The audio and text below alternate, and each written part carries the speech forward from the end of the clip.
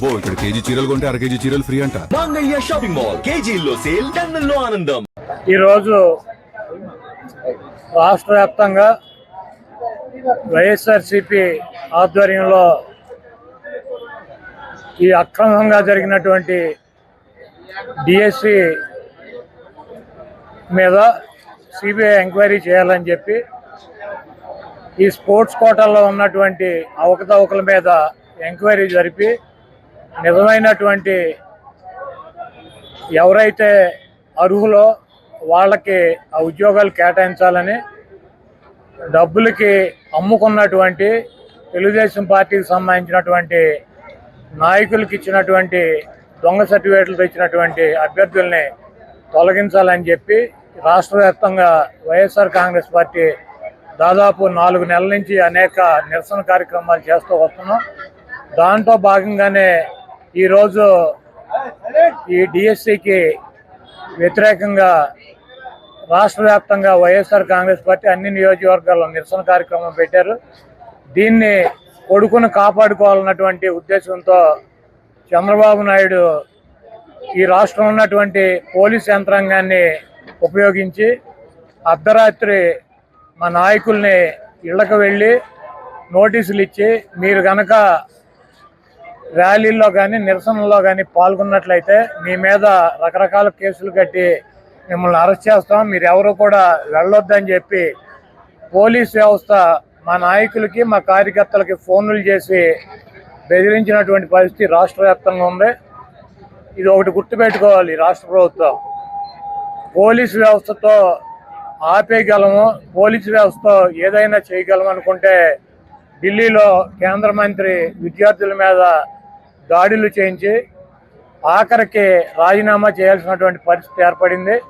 మీరు ఎవరినైనా సరే ఎంత తొక్కి పెట్టాలనుకుంటే, ఏ రకంగా బంధించాలనుకున్నా కూడా అది మీకు సాధ్యం కాదు.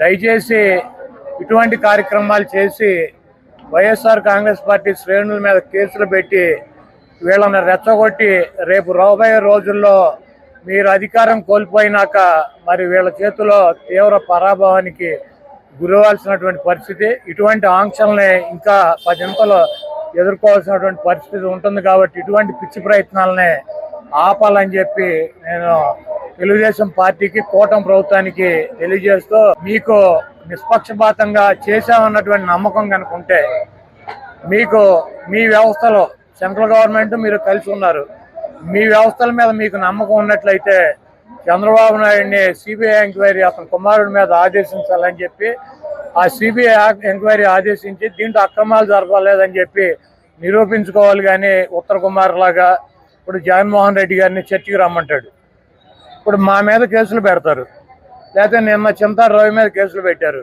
అనేక మంది మీద కేసులు పెట్టారు. మీరు కేసులు పెట్టవద్దు మా మీద, మేమేం చేసామో చంద్రబాబు లోకేష్ చర్చకి రండి, లేకపోతే మీరు లోకల్ నాయకుల్ని చర్చకి రండి, చర్చించుకుంటాం అంటే మీరు ఒప్పుకుంటారా? ఇప్పుడు మేము అక్రమాలు చేసామని చెప్పి మా మీద కేసులు పెడుతున్నారు.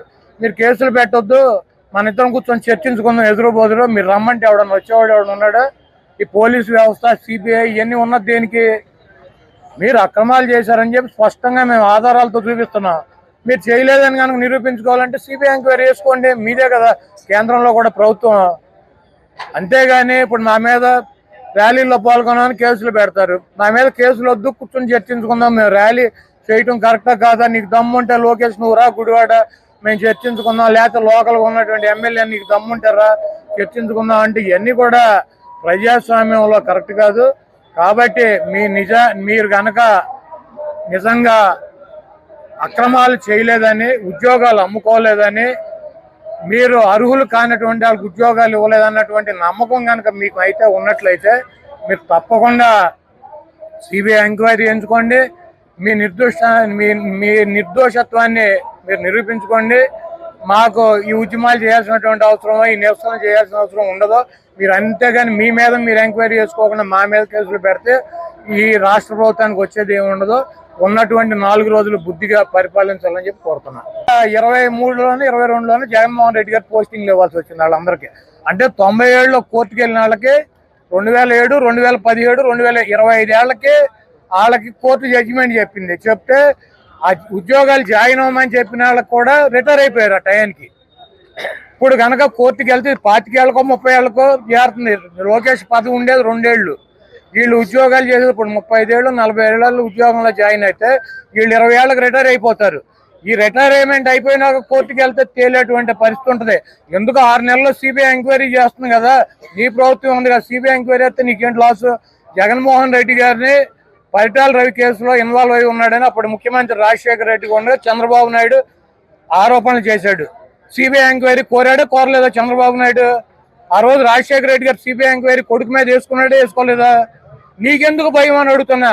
నువ్వే కదా సిబిఐ ఎంక్వైరీ కోరి, నువ్వు కూడా కోర్టుకు వెళ్ళిపోయి ఆ రోజు నువ్వు సిబిఐ ఎంక్వైరీ జగన్మోహన్ రెడ్డి గారి మీద ఏమని రాజశేఖర రెడ్డి గారిని ముఖ్యమంత్రిని ఎందుకు కోరావు? ఆ రోజు నీకు ఒక నీతి, ఈ రోజు మాకు ఒక నీతే. ఆ రోజు రాజశేఖర రెడ్డి గారు మగాళ్ళగా కొడుకు మీద సిబిఐ ఎంక్వైరీ వేసాడు కదా,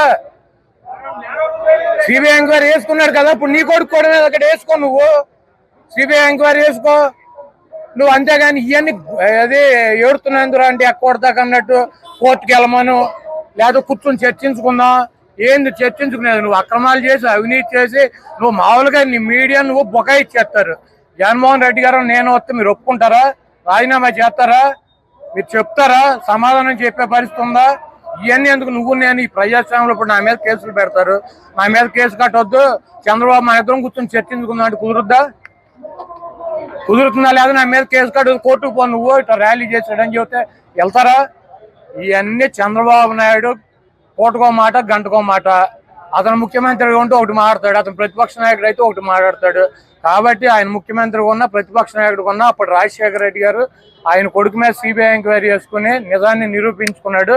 నువ్వు కూడా అట్లాగే నీకు దమ్ము ఉంటే నువ్వు కూడా రాజశేఖర రెడ్డి గారి లాగా మడవ తిప్పను మాట ఇస్తా అని చెప్పి సొల్లు కబుర్లు చేయటం కాదు. నీ కొడుకు మీద సిబిఐ ఎంక్వైరీ చేయించుకో, రాజీనామా చేయించు, నీ కొడుకు మీద సిబిఐ ఎంక్వైరీ చేయించుకొని రాజశేఖర రెడ్డి గారి లాగా నేను నిప్పు అని చెప్పు. అంతేగాని నువ్వు ఇట్లా ఈ పనికి మాలిన మాటలు చెప్పి మమ్మల్ని లేదా పోలీసులను అడ్డం పెట్టుకుని అణచివేయాలని చూస్తే ఈ కార్యక్రమాలు నువ్వు చేసినటువంటి అవినీతి, నువ్వు చేసినటువంటి ఉద్యోగాలు అమ్ముకోవడం ఇదంతా ప్రజల్లోకి వెళ్తుంది. దీనికి మూల్యం మీరు విమర్శిస్తున్నారే తప్ప అసలు నిజంగా మేము మోసపోయామని ఎవరు బయటకు రావట్లేదు. విద్యార్థులు కానీ వాళ్ళకి సంబంధించిన బంధువులు కానీ ఎగ్జామ్స్ రాసిన వాళ్ళు కానీ ఎవరు బయటకు రావట్లేదు.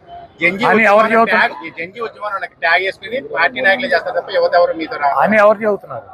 కూటమి నాయకులు అంటారు. ఇప్పుడు కూటమి నాయకులు అంతకన్నా ఏం చెబుతారు? మీది జంజీ ఉద్యమం కాదు.